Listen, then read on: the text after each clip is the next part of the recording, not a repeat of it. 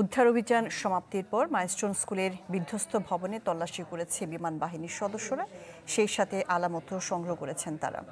Milestone school and college থেকে সরাসরি সব বিষয়ে জানানোর জন্য আমাদের সাথে যুক্ত হচ্ছেন হিরণ খান।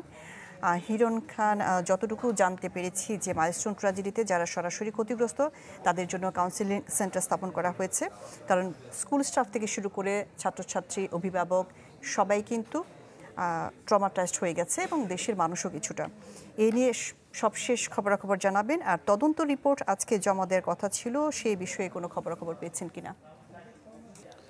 শাহনাজ, আজকে সকাল থেকে কিন্তু এয়ারফোর্সের একটি তদন্ত টিম তারা এসেছিলেন এখানে, এবং তারা ৩০ জনের মতন তদন্ত যে দলটি রয়েছে তাদের মধ্যে ৩০ জনের মধ্যে এখানে এসেছিলেন। এখানে অনেক আলামত তারা সংগ্রহ করেছেন এবং বিভিন্ন জায়গায় ঘুরেছেন, ঘুরে এই ভবনটির প্রতিটি জায়গায় কিন্তু আসলে তারা তল্লাশি করেছেন।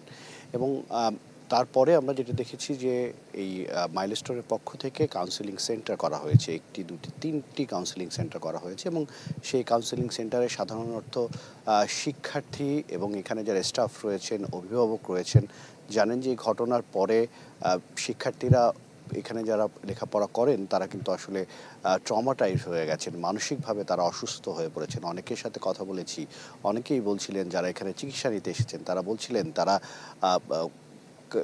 কথা বলতে পারছেন না, তাদের লেখা যেই বইয়ের যে পৃষ্ঠা সেই পৃষ্ঠা তারা উল্টাতে পারছেন না, এমন অবস্থা তাদের।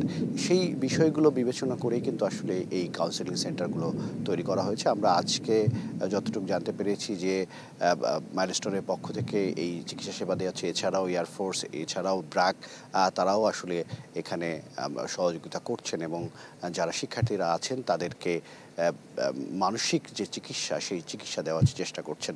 এবং আজকে এখন পর্যন্ত আমরা যেই ছুটির ঘন্টার কথা জানি যে যেহেতু 6 দিন হয়ে গেছে প্রায় এই ঘটনা, 5 দিন স্কুল বন্ধ ঘোষণা করা হয়েছিল, মঙ্গলবার পর্যন্ত আসলে বন্ধ রয়েছে এবং আগামীকালকে আসলে সিদ্ধান্ত হবে সকাল থেকে যে স্কুল আরও বন্ধ থাকবে কি থাকবে না।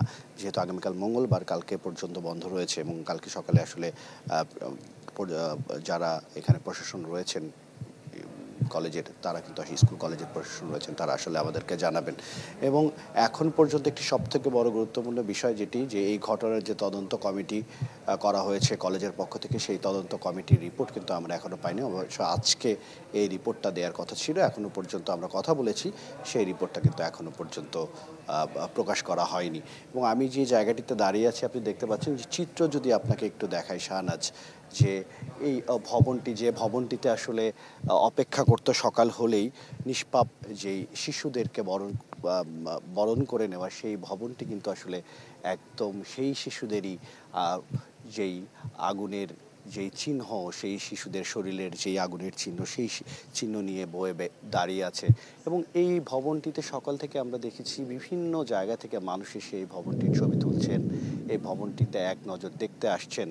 এবং শুধু তাই নয়, আমরা অনেকের সাথে কথা বলেছি যে বিষয়টি খুবই গুরুত্বপূর্ণ। তারা কিন্তু আসলে যারা এখানে আসছেন তারা কিন্তু ছোট ছোট শিশুদেরকে নিয়ে এসেছেন। আমরা কথা বলছিলাম তাদের সাথে, তাদেরকে বলা হচ্ছিল যে কেন শিশুদেরকে নিয়ে আসছেন। তবে যারা এখানে আসছেন, এখানে যারা কাউন্সিলিং করছেন তারাও কিন্তু বারবার নিষেধ করছেন যেখানে যারা আসছেন দেখতে, তারা যাতে তাদের কোলের সন্তানটাকে এখানে না নিয়ে আসেন, সেই বিষয়টা কিন্তু আসলে নজরে এনেছেন তাদেরকে। এই ছিল এখান থেকে সর্বশেষ। শাহনাজ। জি হিরণ খান, আপনি খবর সংগ্রহ করতে থাকুন। মাইলস্টোন ট্র্যাজেডিতে সরাসরি ক্ষতিগ্রস্তরা খুব দ্রুতই স্বাভাবিক জীবনে ফিরে আসুক, এটা সারা দেশের মানুষের প্রত্যাশা। মাইলস্টোন স্কুল অ্যান্ড কলেজ থেকে আমাদের সাথে যুক্ত হয়েছিলেন হিরণ খান।